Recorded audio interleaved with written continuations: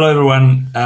Thanks to Stefan, to Sylvia, to Fawad, to Christian and Cedric. A very interesting start of our day on IoT. We now talk not just about the private networks, but we extended to many other topics. But I think the energy was there and the information to see how important IoT is going to be in the next few years.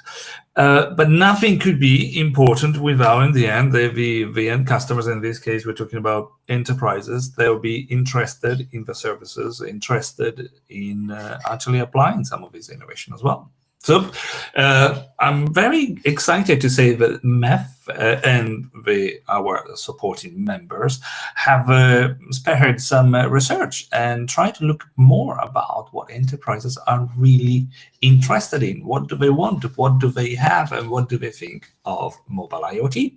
Now, I haven't done that myself, thanks God. I have some real experts out there. I'd like to call in for the help of Andrew Parkin-White and Phil Todd. If you have not met Andrew and Phil, they are already part of the extended MEF team, so thanks to both of you. And well, I'll just go straight. You're probably not new to the market as itself. If I just go through your CVs, I'll see that you work for Andrew, Ovum, IDC, Analysis Mason, KPMG, PT, and Phil. I'll go as fast. Gartner, Informa, The Economist Unit, Analysis Mason, and I could go on. And definitely some real expertise out there in market research, in the TMT and the IoT markets. So thank you for being here. And so all my excitement, Phil and Andrew, justified. Do we have the early results of our large, probably one of the largest, I should say, IoT surveys we've seen? I went online, and apart from finding that some of them are private and you cannot access it, we will make some of our results public. Some of them are too old, some of them are too small, but I think we probably can hit all the right targets here with our surveys, global surveys coming next. So Phil, Andrew, I think you have some presentation for us. Do you want to start telling us a bit more of these survey? And Andrew, could you start?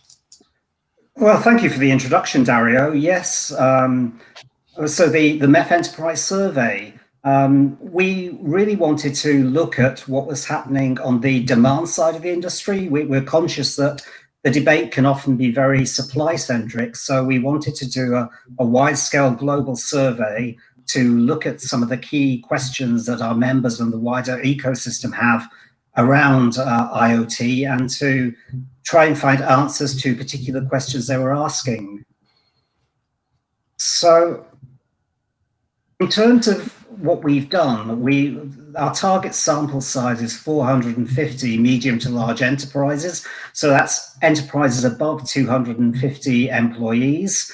And we're at the kind of halfway stage with the survey so far. So 230 interviews have been completed to date. And those have been across the geographies and segments that we've been looking at. So geographically, we've been looking at Brazil, France, Spain, Germany, UK, South Africa, Indonesia, India, and the USA. And we've taken a focus on segments that are particularly IoT focused. So automotive, transportation, logistics, supply chain, utilities, healthcare, manufacturing and industrial, retail and wholesale, and interestingly, agriculture. Now, the survey is for organizations that are already involved in IoT. So it's not companies that are thinking about it, it's companies that are actually doing things at this moment. And the target individuals that we spoke to in those organizations were chief technology officers, chief digital officers, head of IoT, head of digital transformation. And the survey is being conducted by a specialist agency, and MEF is doing the analysis. So in terms of the goals, sorry about that, we want to really look at how enterprises are behaving in particular geographies and segments. Are the key lessons coming out that we can draw out? What's driving IoT adoption now and in the future? What are enterprises thinking about in the future? What are their attitudes towards the different platforms available, towards the different technologies that are available now and up and coming? What's market development looking like for key applications and services? And what do enterprises really think about suppliers? Who do they trust to buy on? What do they look for? And where do particular opportunities lie? So we're now going to go into some of the detail. And I have to say before we do that, that these are really sort of top level headlines, and there is a lot of detail sitting behind it. And as Dario said, we'll be publishing those details later in the year when we've finalized a survey and the results become apparent. So I'm now going to hand over to Phil, and he's going to talk you through what's happening. Thank you, Andrew. Yes, so I'm going to pick up some of the slides that are looking at what companies are doing at the moment, how many applications, what sort of things they're doing, and what the drivers are behind their motivation for getting involved with IoT at the moment. And as Andrew said, what we've got here are some of the headlines. We're halfway through the survey, so more detail will come out, but I think it's fair to say that these headlines are not going to change directionally from what we're going to show you today. So this first slide really looks at what companies are doing today in terms of applications, how many applications that they are currently involved in.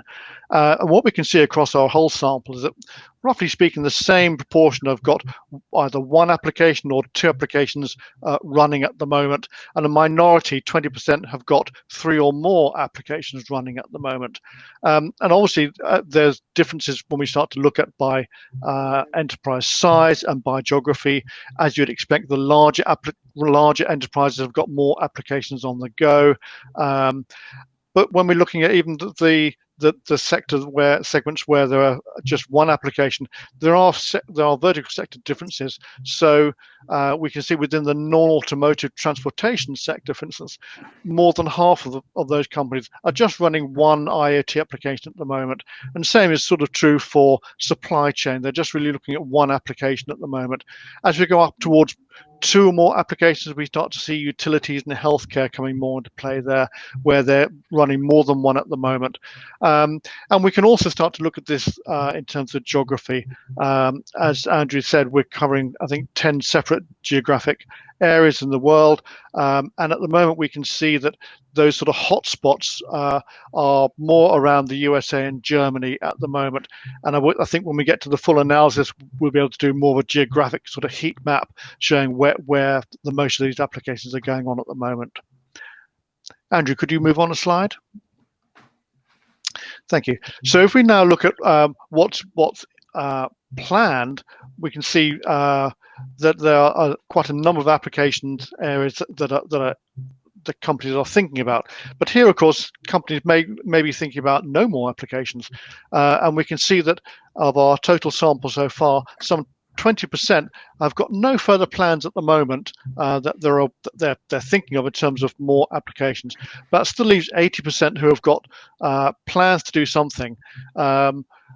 48% are looking at just one more application, and then as we go up, we can see the 19% of companies are looking at two more implementations, and 13% are looking at 3 or more. So there's quite a wide range. Of those companies looking at just one, well, it's South Africa and Indonesia, India and Spain leading the way with just companies where just looking at one application at the moment.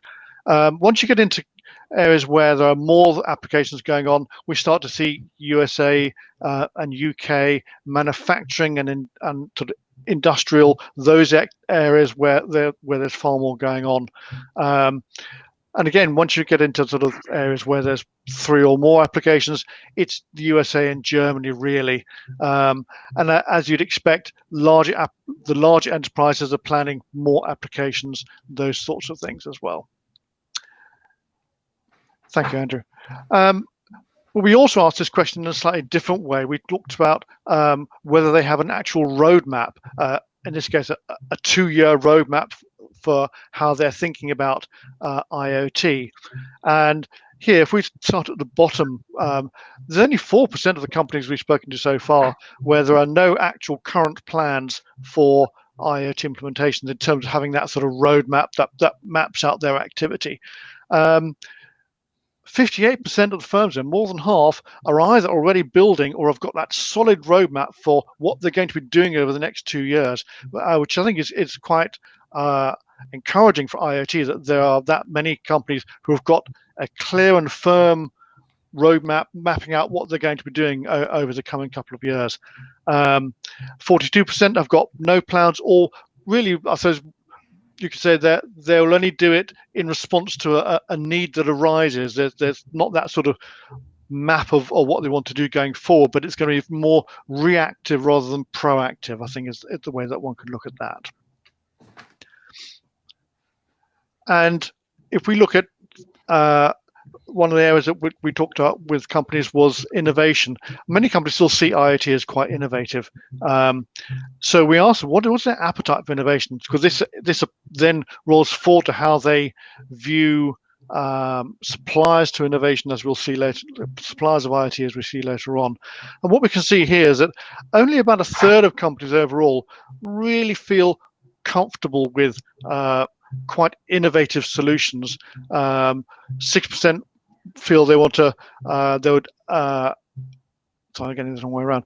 10% are completely open to innovative solutions, and another 23% really quite like taking that technical lead. So about a third overall feel they're in that sort of top slice of companies that are really wanting to be at the forefront.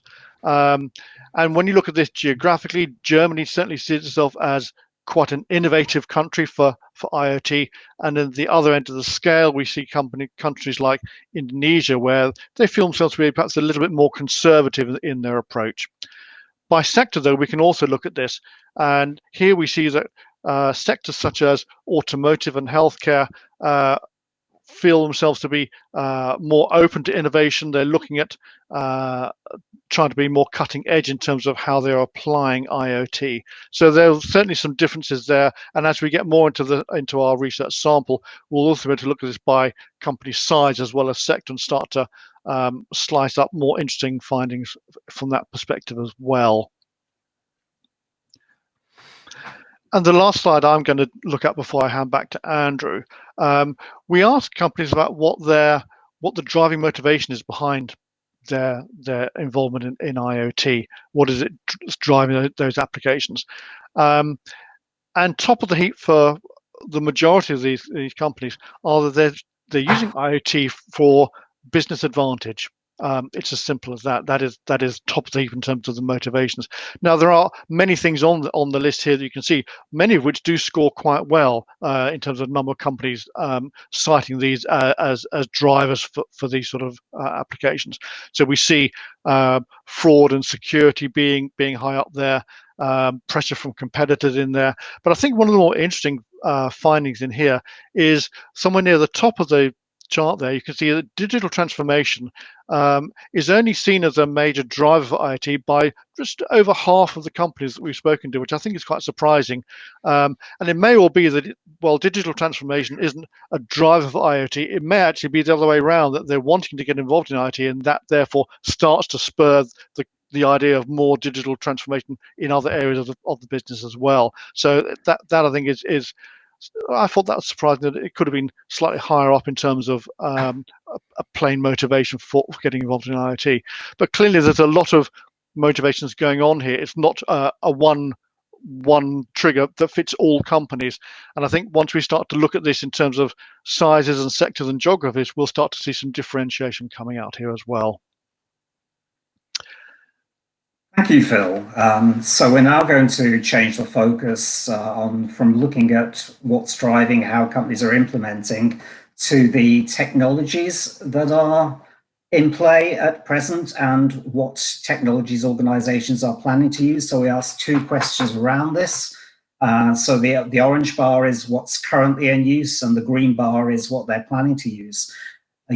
And one of the most interesting messages coming out of that is, first of all, that around 99% of enterprises are using a hybrid of cellular and non-cellular technologies, and there is little variation in this figure, either by geography, sector, or business size.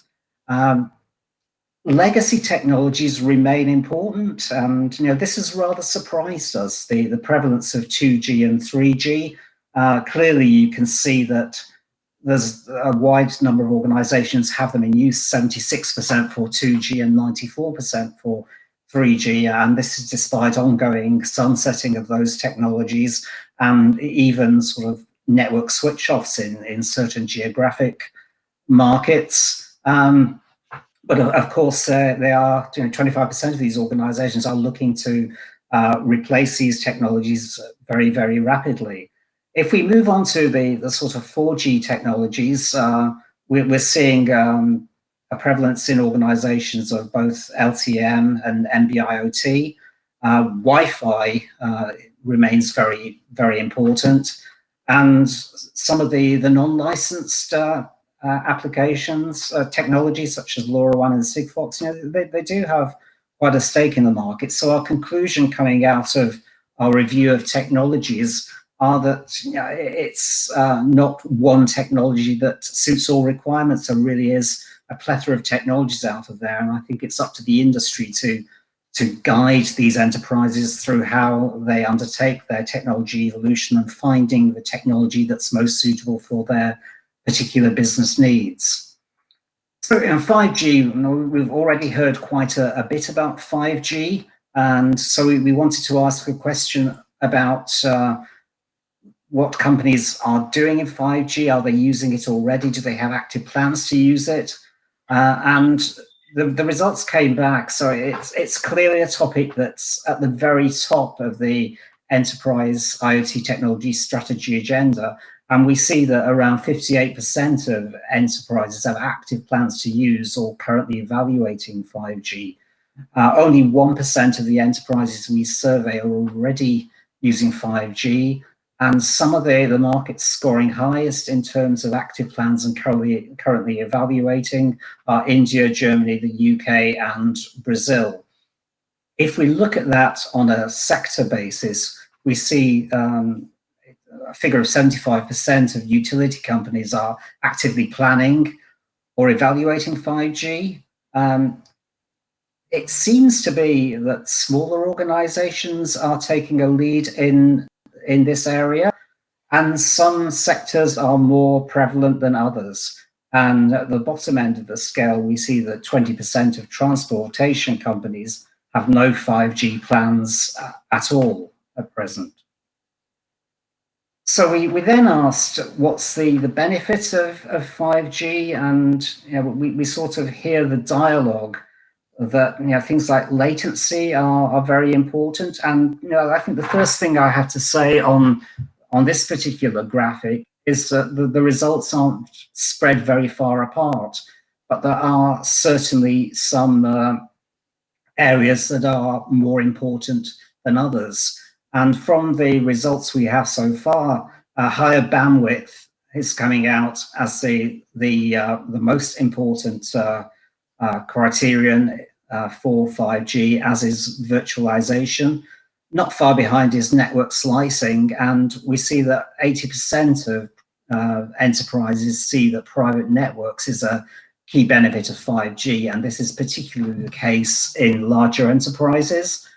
And latency, whilst not unimportant, is coming out from these categorizations as the least important. But having said that, there is some variation by sector, and as we might expect, latency is very important in some sectors, and notably healthcare. But as we mentioned already, that there will be more and more detail coming out on this, and we'll be able to slice and dice a lot more in terms of geography, in terms of business size, and in terms of market sector. So we then asked, what are your needs beyond connectivity? And again, we asked them to rank them on a scale of 1 to 5 of not important versus very important. And out of the categories we put to them, IoT security came out at the top of the pile with 4.21 out of 5 saying that it's the most important, followed closely by over-the-air upgrades. No surprising that zero-touch onboarding is also important in there. If we go to the bottom of the chart, IoT analytics is the least important, but it's not that far behind the leaders. And other categories such as billing and integration, integrated SIMs, performance reporting, device management and changes, and identification and access to the network are all seen as important. The two needs that are strongest of security and over-the-air upgrades are particularly strong in the transportation sector, and IoT security is some way ahead in both the USA and France. If we look at integrated SIMs, for example, they're seen as very important in Brazil. 92% of organizations say this, and Indonesia. And interestingly, zero-touch onboarding tops South Africa's needs. So we then looked at some of the IoT security challenges, and we asked enterprises to look at a series of security challenges, and we looked at avoiding network hacking, network security, cloud security, avoiding distributed denial of service, shipping with default passwords, the physical security of the device, and cellular signaling security. And of all these security challenges, avoiding hacking came to the top of the list. And again, having said that, the split isn't that marked, but avoiding hacking was strongest in India and Spain. Both 95% of organizations were concerned about this in those two countries. In terms of various sectors, utility and supply chain were the two areas that seemed most affected by a range of security issues, and distributed denial of service was most prevalent in Europe. So I'm going to hand over to Phil now, who will take you through the final part of this, looking at the impact of COVID and what about suppliers. Thank you, Andrew. So yes, we asked about the impact of COVID on companies' IoT plans. Has it had an impact? Has it pulled things forward? Has it actually slowed things down? And the results are quite unequivocal. 78% of the companies we've spoken to so far have had their plans, IoT plans, completely changed by the impact of COVID on their business. Another 21% have had them change quite a lot. So it's clear, even only halfway through the survey, that COVID has had a monumental impact on how companies are looking at IoT, looking at that roadmap that we saw in some of the earlier slides, and really affecting their thinking about what they need to do when they need to do it. It's particularly true around manufacturing and healthcare. And we also see it as having a high impact at the moment in Spain and Brazil from a geographic point of view. It seems less of an issue or less of an impact in retail and wholesale, but again, as we get more data in, we'll be able to slice into these sectors and geographies in a more insightful way as well. But it seems clear that it's had a huge impact on people's thinking about what they need to do with IoT, and probably even to think about the motivations behind why they need to do it now rather than leave it for later on as well. Thank you, Andrew. So the last slide we're going to go through today starts to think about, as from the demand side, who would companies be looking for to provide them with IoT solutions, and then what would they be looking for those companies in terms of how to evaluate. So it's clear that it's a pretty competitive field. We ask companies on a scale of 1 to 5, where it's low trust to high trust, who would you trust to provide a cellular IoT solution? And although there's a bucket of other sorts of players in there, which we'll drill into in the final analysis, but in terms of specific types of provider, mobile network operators are top of the heap, followed by specialist organizations, and we'll be able to look at whether these apply more to large companies or small companies, different sectors as well. But it certainly looks at when you see the range of scores here from 3.94 down to 4.5, they're all fairly trusted as providers. So it's clearly not all just for MNOs to play in this space. There's a lot of potential competition in terms of providing solutions. Now, yes, there will be differentiations in terms of specializations of technology or the track record that some of these players will have, but clearly it's not an open field for in that sense. And then moving on, we asked, well, how are these IoT suppliers going to be evaluated? What will companies look at? And top of the heap, technical innovations. 71% of companies will look at this as a major evaluation point, followed by support. And I think those are the two that really stand out as being most important when companies will look at different providers. And I think innovation is quite interesting, that just over 70% will evaluate on that technical innovation. Yet if you recall the earlier slide that we looked at in terms of comfort with innovation, it's quite surprising that I think what you're seeing here is that companies want to feel that the provider that they're going with is able to offer a cutting edge innovative solution, but not too innovative because then they get a bit uncomfortable. So it's that feeling of they can go innovative if they want to, but actually they want something reasonably safe. They want to know it's going to work. They know that it needs a bit of a track record. They need some proven case studies, things like that. So there's that interesting sort of tension, if you like, in that way of looking at what their potential solution providers are going to actually offer them. So there's something in there. And again, we'll be able to look at that more finally once we get into the rest of the survey analysis and in the main report, which we'll be doing hopefully in the next couple of weeks or so. So, Andrew, back to you.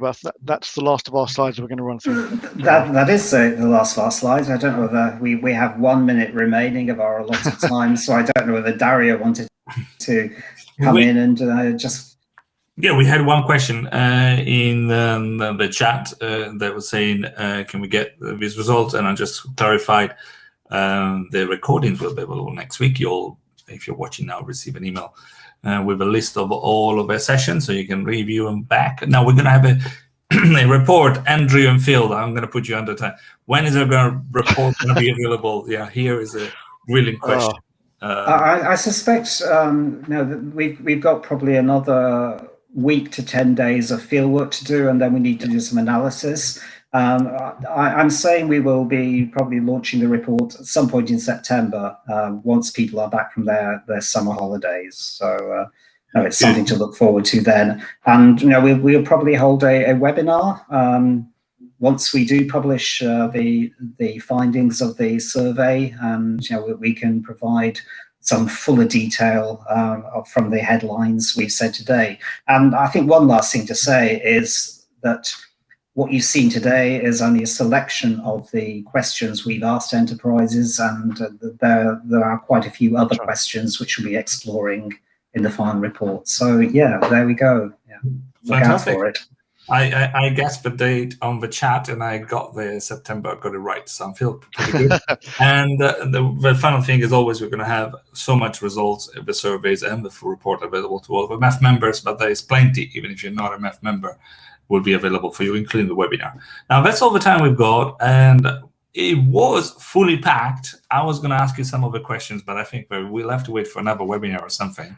But the results are already quite indicative of what's happening out there. And I would just say the change we've seen with COVID, this is not being a linear development. A lot of things are. That's right. Well, that's all the time. We're probably 1 minute late, so I think I have to say goodbye. And I know that Andrew will stay here, and you're going to welcome our next session. So from my side, however, thank you very much to Phil and Andrew and all of you. Thanks, Dario.